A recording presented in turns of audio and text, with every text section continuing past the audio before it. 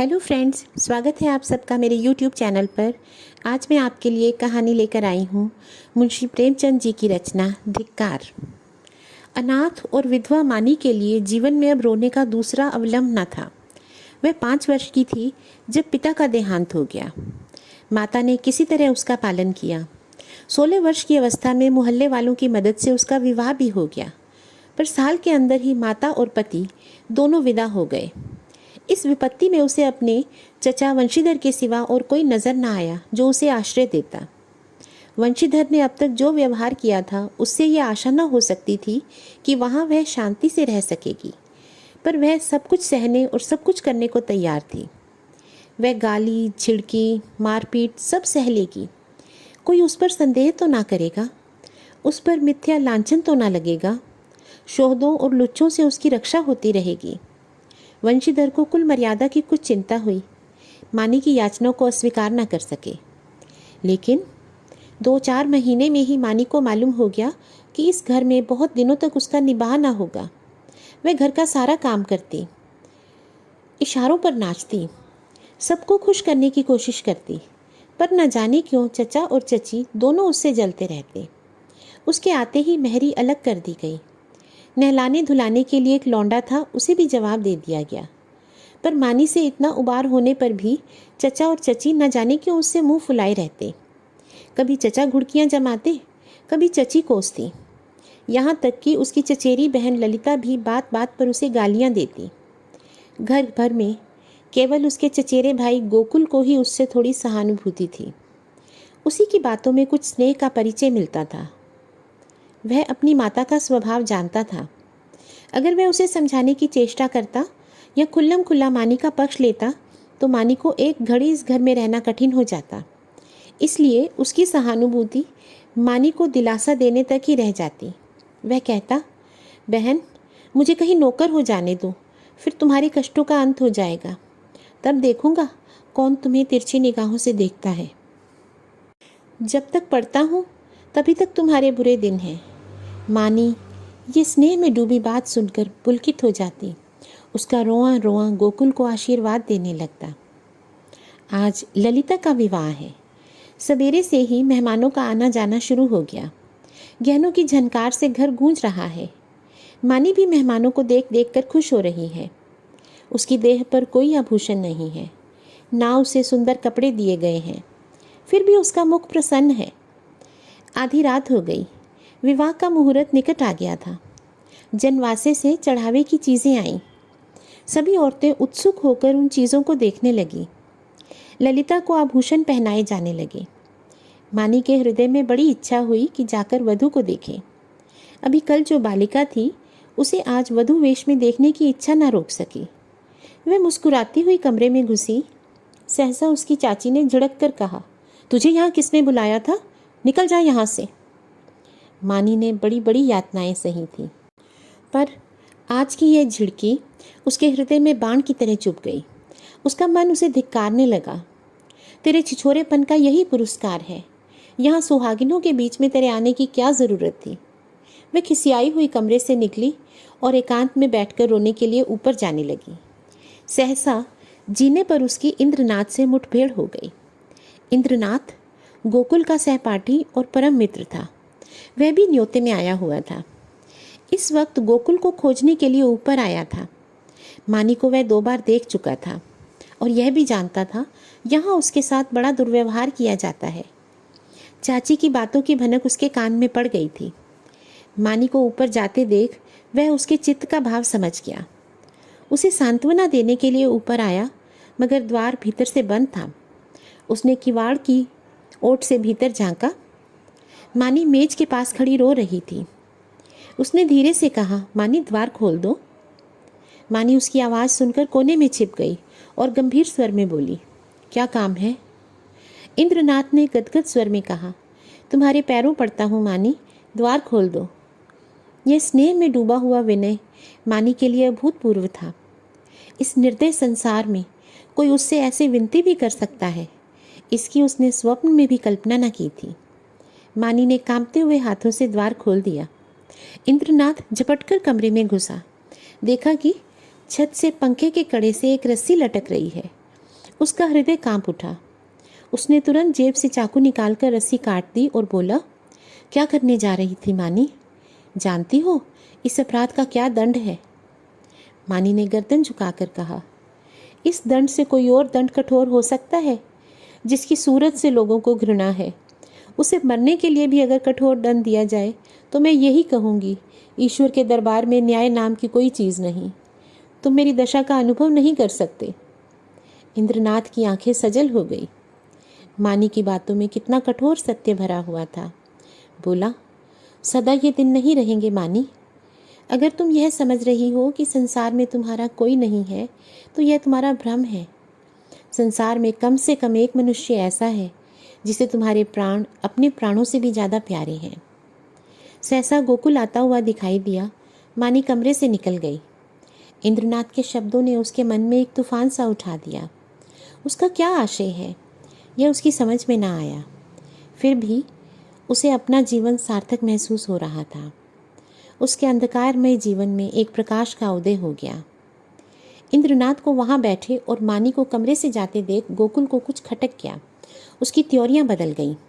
कठोर भाव से बोला, तुम यहाँ कब आए? इंद्रनाथ ने अविचलित भाव से कहा, तुम्ही को खोजता हुआ यहाँ आया था। तुम यहाँ ना मिले तो नीचे लौटा जा रहा था। अगर चला गया होता तो इस वक्त तुम्हें यह कमरा बंद मिलता और पंखे के कड़े में एक लाश लटकती हुई नजर आती। गोकुल ने समझा यह अपने अपराध को छिपाने के लिए कोई बहाना निकाल रहा है। तीव्र कंठ से बोला, तुम यह विश्वासघात करोगे? मुझे ऐसी आशा न थी। इंद्रनाथ का चेहरा लाल हो गया। वह आवेश में खड़ा हो गया और बोला, न मुझे यह आशा थी कि तुम मुझ पर इतना बड़ा लांछन रख दोगे। मुझे ना मालूम था तुम मुझे इतना नीच और कुटिल समझते हो।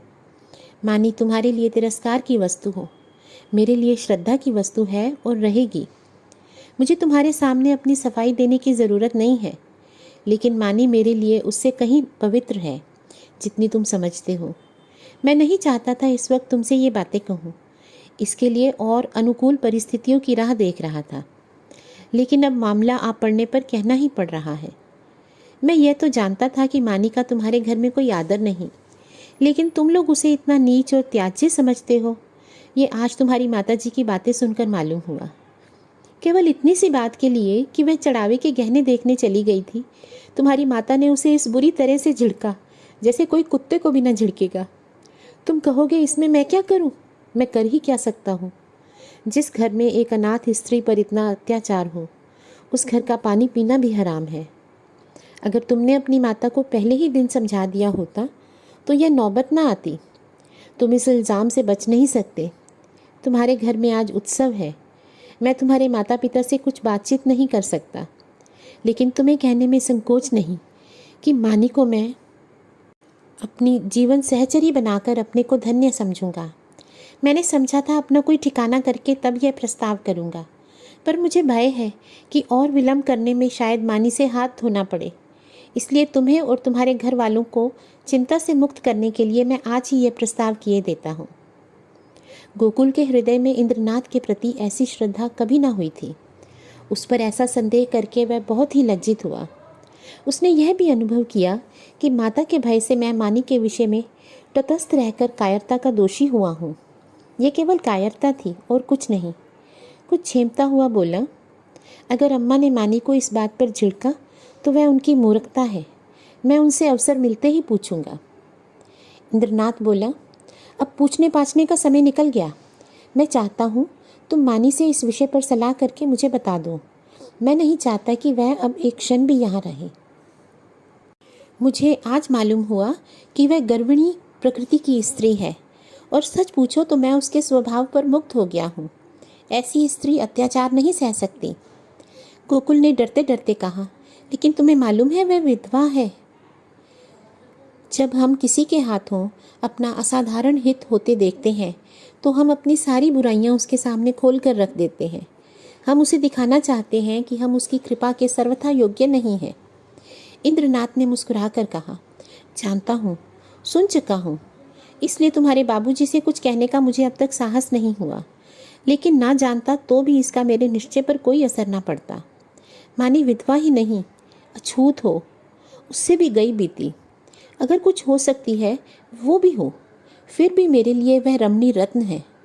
हम छोटे छोटे कामों के लिए तजुर्बेकार आदमी खोजते हैं। जिसके साथ हमें जीवन यात्रा करनी है उसमें तजुर्बे का होना ऐब समझते हैं। मैं न्याय का गला घोंटने वालों में से नहीं हूँ। विपत्ति से बढ़कर तजुर्बा सिखाने वाला कोई विद्यालय आज तक नहीं खुला। जिसने इस विद्यालय में डिग्री ले ली उसके हाथों में हम निश्चिंत होकर जीवन की बागडोर दे सकते हैं। किसी रमणी का विधवा होना मेरी आंखों में दोष नहीं, गुण है। गोकुल ने कहा, लेकिन तुम्हारे घर के लोग? इंद्रनाथ ने प्रसन्न होकर कहा, मैं अपने घर वालों को इतना मूर्ख नहीं समझता कि इस विषय पर आपत्ति करें, लेकिन वे आपत्ति करें तो भी मैं अपनी किस्मत अपने हाथ में ही रखना पसंद करता हूँ। मेरे बड़ों को मुझ पर अनेकों अधिकार हैं। बहुत सी बातों में मैं उनकी इच्छा को कानून समझता हूँ, लेकिन जिस बात को मैं अपनी आत्मा के विकास के लिए शुभ समझता हूँ उसमें मैं किसी से दबना नहीं चाहता। मैं इस गर्व का आनंद उठाना चाहता हूँ कि मैं स्वयं अपने जीवन का निर्माता हूँ। गोकुल ने कुछ शंकित होकर कहा, और अगर मानी ना मंजूर करे? इंद्रनाथ को यह शंका बिल्कुल निर्मूल जान पड़ी। बोले, तुम इस समय बच्चों की सी बातें कर रहे हो गोकुल। ये मानी हुई बात है कि मानी आसानी से मंजूर ना करेगी। वह इस घर में ठोकरें खाएगी, झिड़कियाँ सहेगी, गालियाँ सुनेगी, पर इसी घर में रहेगी। युगों के संस्कारों को मिटा देना आसान नहीं है, लेकिन हमें उसको राज़ी करना पड़ेगा। उसके मन से संचित संस्कारों को निकालना पड़ेगा। मैं विधवाओं के पुनर्विवाह के पक्ष में नहीं हूँ। मेरा ख्याल है कि पतिव्रत का अलौकिक आदर्श संसार का अमूल्य रत्न है और हमें बहुत सोच समझकर उस पर आघात करना चाहिए। लेकिन मानी के विषय में यह बात नहीं उठती। प्रेम और भक्ति नाम से नहीं, व्यक्ति से होती है। जिस पुरुष की उसने सूरत भी नहीं देखी उससे उसे प्रेम नहीं हो सकता। केवल रस्म की बात है। इस आडंबर की, इस दिखावे की हमें परवाह नहीं करनी चाहिए। देखो, शायद कोई तुम्हें बुला रहा है। मैं भी जा रहा हूँ। 2-3 दिन में फिर मिलूँगा। मगर ऐसा ना हो कि तुम संकोच में पड़कर सोचते विचारते रह जाओ और दिन निकलते जाएं। गोकुल ने उसके गले में हाथ डालकर कहा, मैं परसों खुद ही आऊँगा। बारात विदा हो गई थी। मेहमान भी रुखसत हो गए थे। रात के 9 बज गए थे। विवाह के बाद की नींद मशहूर है। घर के सभी लोग सरे शाम से सो रहे थे। कोई चारपाई पर, कोई तख्त पर, कोई ज़मीन पर, जिसे जहाँ जगह मिल गई वहीं सो रहा था। केवल मानी घर की देखभाल कर रही थी और गोकुल अपने कमरे में बैठा हुआ समाचार पढ़ रहा था। सहसा गोकुल ने पुकारा, मानी, एक गिलास ठंडा पानी तो लाना, प्यास लगी है। मानी पानी लेकर ऊपर गई और मेज पर पानी रखकर लौटना ही चाहती थी कि गोकुल ने कहा, ज़रा ठहरो मानी, तुमसे कुछ कहना है। मानी ने कहा, अभी फुर्सत नहीं है भाई, सारा घर सो रहा है। कहीं कोई घुस आए तो लोटा थाली भी ना बचे। गोकुल ने कहा, घुस आने दो। मैं तुम्हारी जगह होता तो चोरों से मिलकर चोरी करवा देता। मुझे इसी वक्त इंद्रनाथ से मिलना है। मैंने उससे आज मिलने का वचन दिया है। देखो, संकोच मत करना। जो बात तुमसे पूछ रहा हूँ उसका उत्तर जल्द देना। देर होगी तो वह घबराएगा। इंद्रनाथ को तुमसे प्रेम है, यह तुम जानती हो ना? मानी ने मुंह फेर कर कहा, यही बात कहने के लिए मुझे बुलाया था? मैं कुछ नहीं जानती। गोकुल ने फिर कहा, खैर, यह वह जाने या तुम जानो। वह तुमसे विवाह करना चाहता है। वैदिक रीति से विवाह होगा। तुम्हें स्वीकार है? मानी की गर्दन शर्म से झुक गई। वह कुछ जवाब न दे सकी। गोकुल ने फिर कहा, दादा और अम्मा से ये बात नहीं कही गई। इसका कारण तुम जानती ही हो। वह तुम्हें घुड़कियाँ दे देकर, जला जला कर चाहे मार डालें, पर विवाह करने की सम्मति कभी नहीं देंगे। इससे उनकी नाक कट जाएगी। इसलिए अब इसका निर्णय तुम्हारे ऊपर है। मैं तो समझता हूँ तुम्हें स्वीकार कर लेना चाहिए।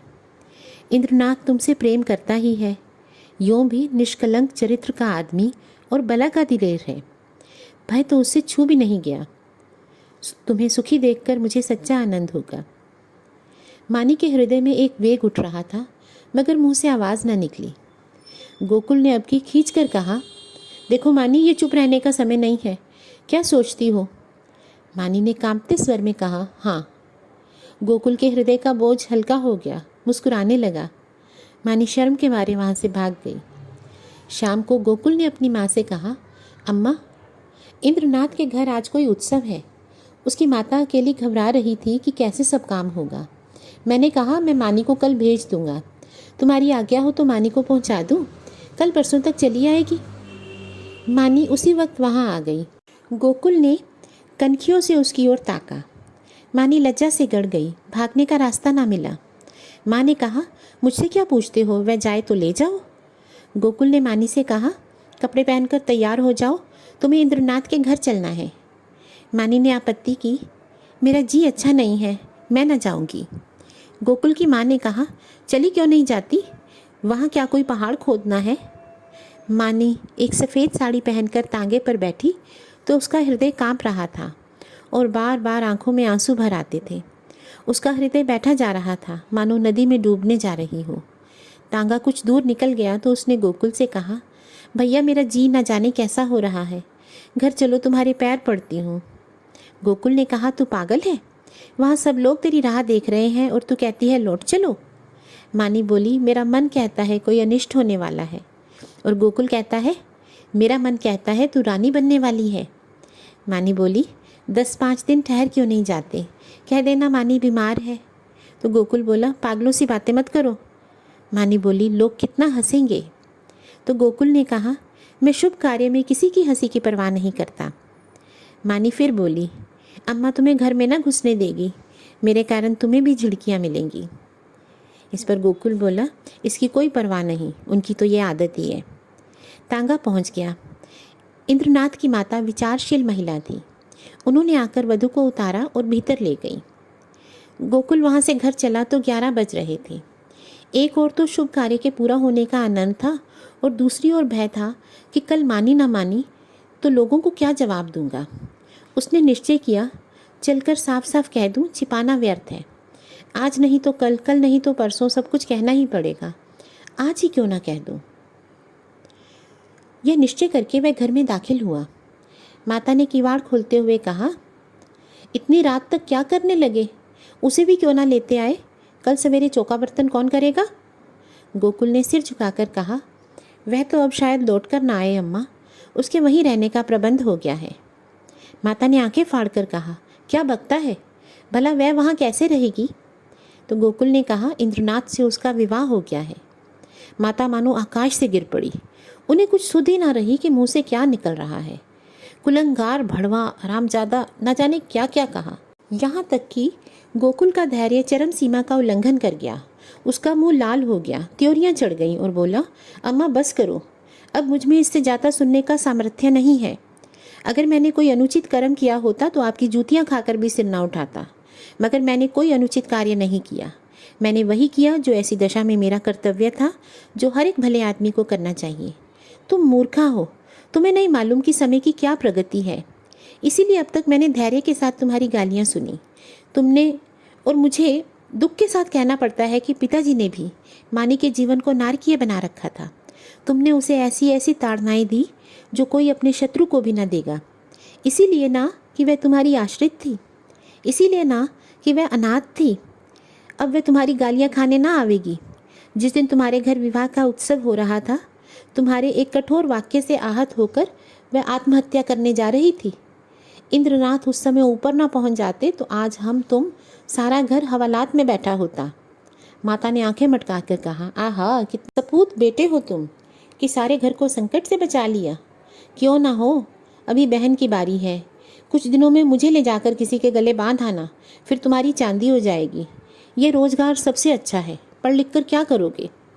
गोकुल मर्म वेदना से तिलमिला उठा। व्यथित कंठ से बोला, ईश्वर ना करे कि कोई बालक तुम जैसी माता के गर्भ से जन्म ले, तुम्हारा मुंह देखना भी पाप है। यह कहता हुआ वो घर से निकल पड़ा और उन्मत्तों की तरह एक तरफ चल खड़ा हुआ। जोर के झोंके चल रहे थे, पर उसे मालूम हो रहा था कि सांस लेने के लिए हवा नहीं है। 1 सप्ताह बीत गया, पर गोकुल का कहीं पता नहीं। इंद्रनाथ को बंबई में एक जगह मिल गई थी, वह वहाँ चला गया था। वह रहने का प्रबंध करके वह अपनी माता को तार देगा और तब सास और बहू वहाँ चली आएंगी। वंशीधर को पहले संदेह हुआ कि गोकुल इंद्रनाथ के घर छिपा होगा, पर जब वहाँ पता न चला तो उन्होंने सारे शहर में खोज पूछ शुरू की।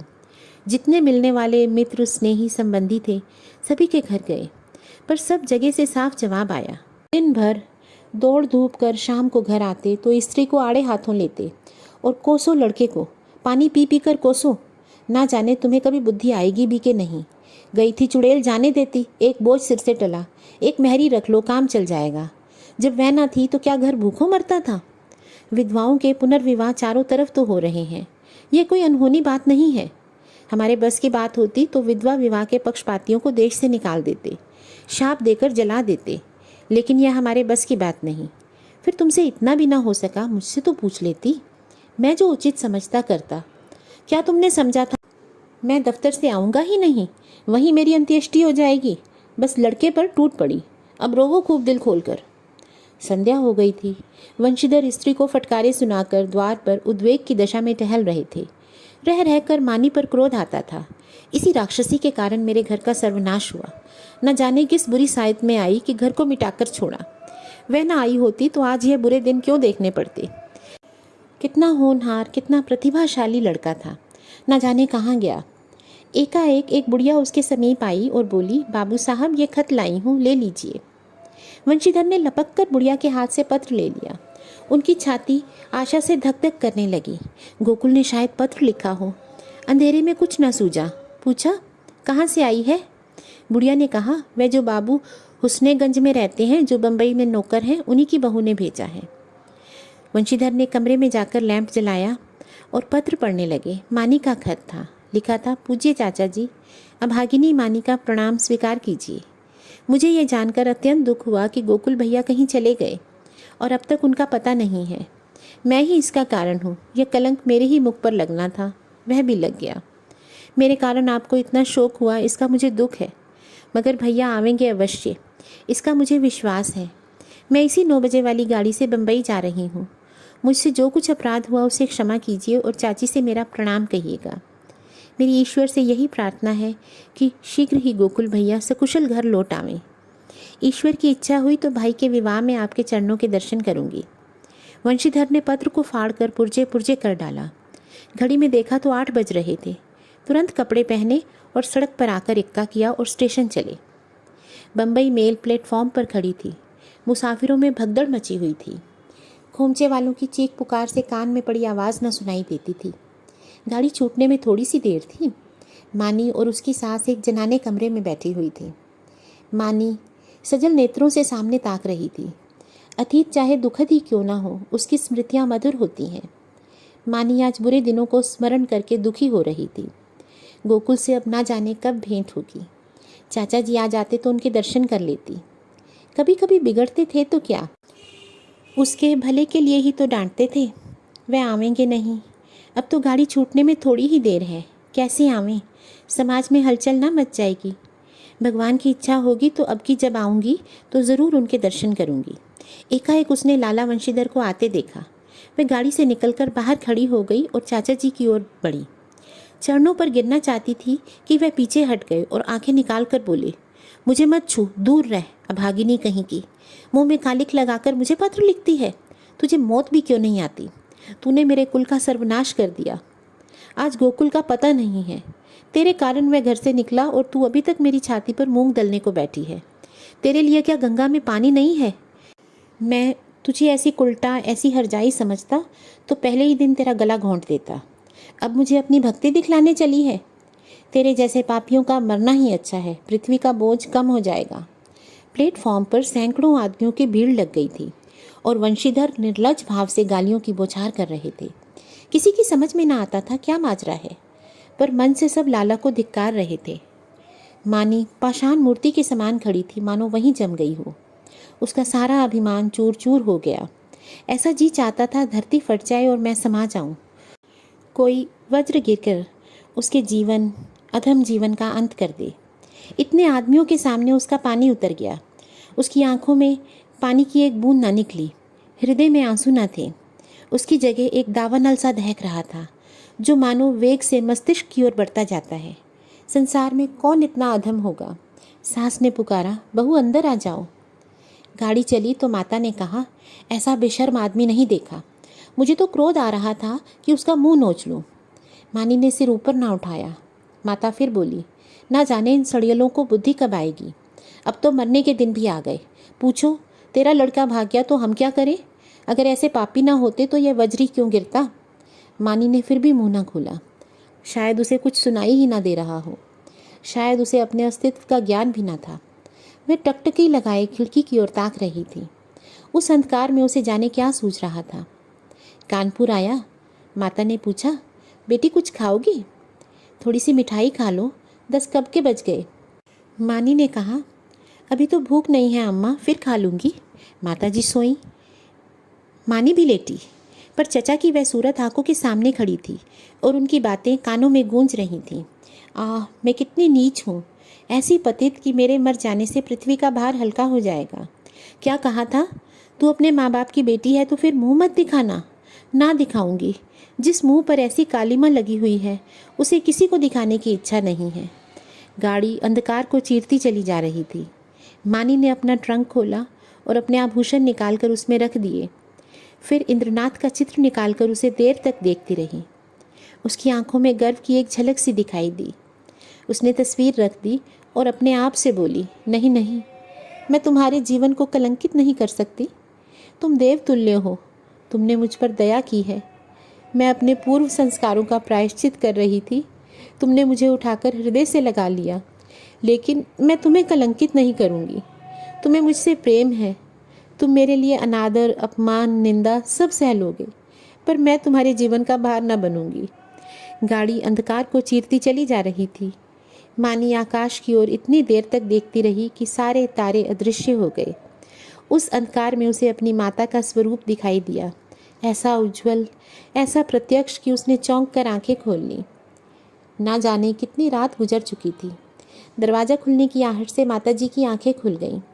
गाड़ी तेजी से चलती जा रही थी, मगर बहू का पता ना था। वह आंखें मलकर उठ बैठी, पुकारा, बहू बहू। कोई जवाब ना मिला। उनका हृदय धक धक करने लगा। ऊपर के बर्थ पर नज़र डाली, पेशाब खाने में देखा, बेंचों के नीचे देखा, बहू कहीं ना थी। तब वह द्वार पर आकर खड़ी हो गई। बहू का क्या हुआ? ये द्वार किसने खोला? कोई गाड़ी में तो नहीं आया? उनका जी घबराने लगा। उन्होंने किवाड़ बंद किया और ज़ोर ज़ोर से रोने लगी।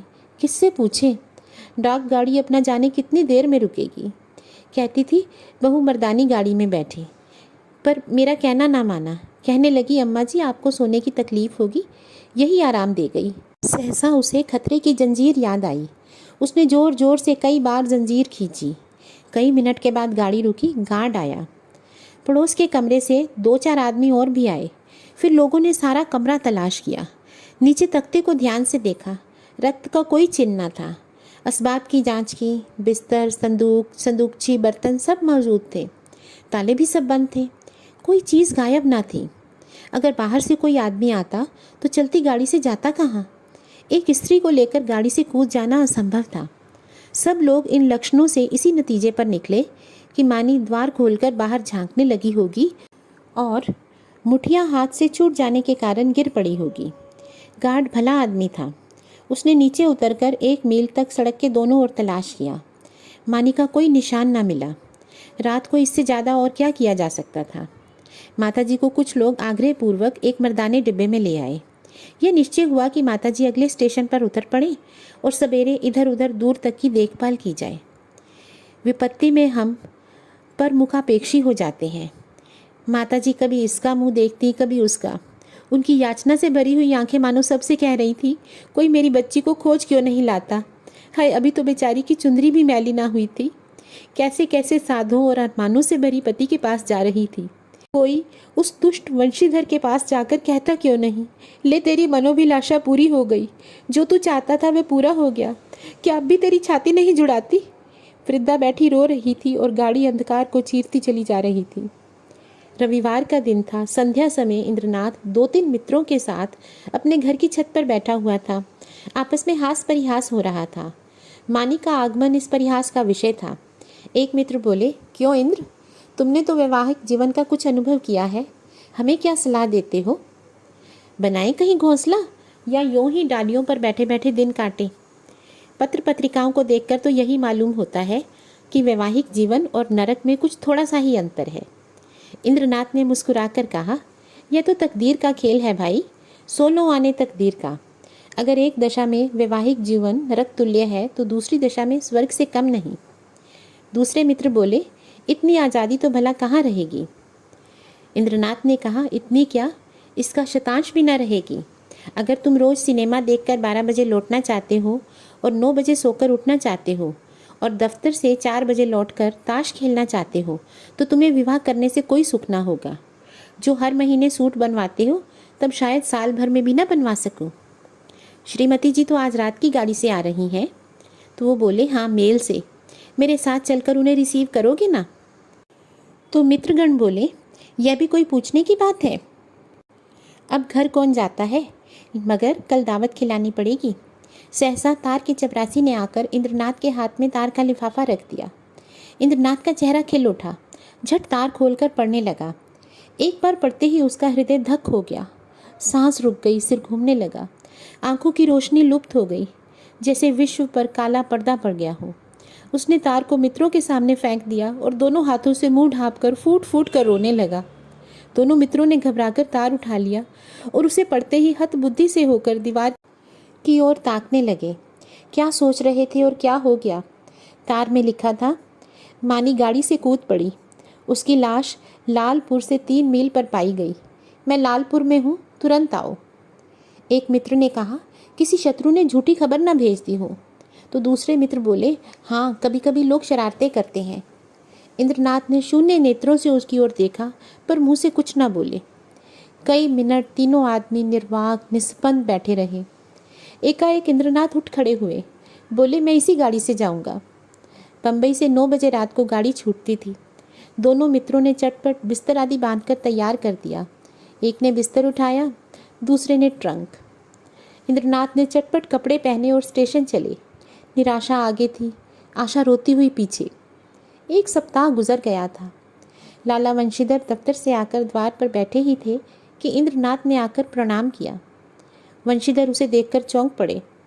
उसके अनपेक्षित आगमन पर नहीं, उसकी विकृत दशा पर, मानो वितराग शोक सामने खड़ा हो, मानो कोई हृदय से निकली हुई आह मूर्तिमान हो गई हो।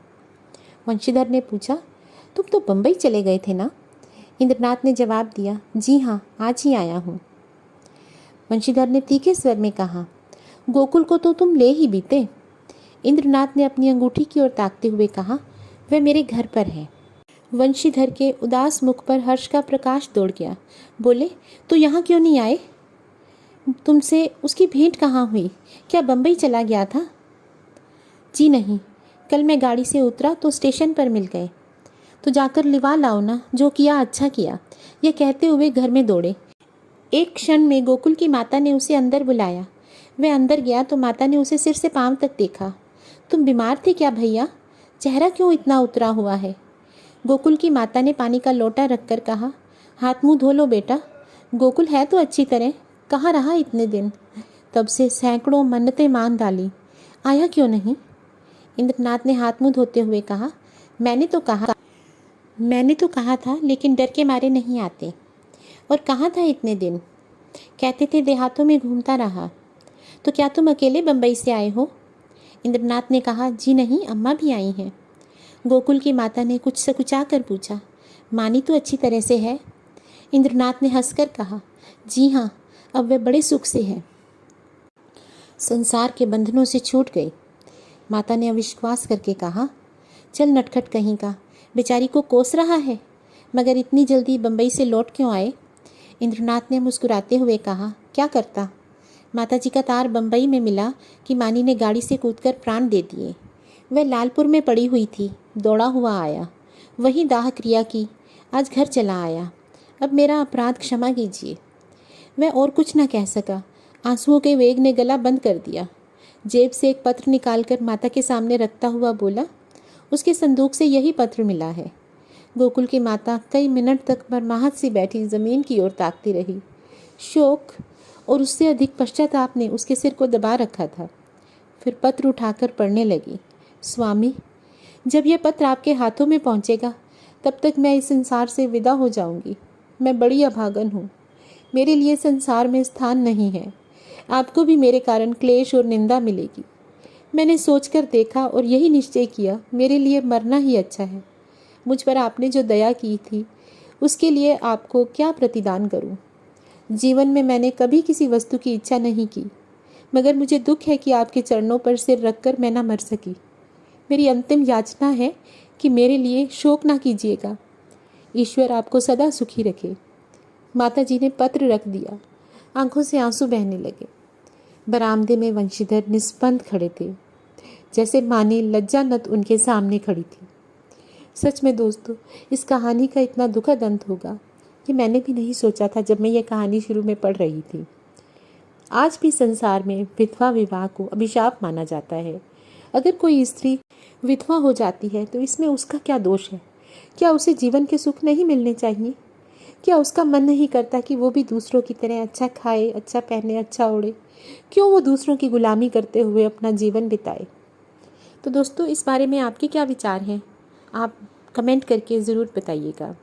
आपको ये कहानी कैसी लगी और इस तरह की और कौन कौन सी कहानियाँ आप सुनना चाहते हैं, आप मुझे बता सकते हैं। Thank you.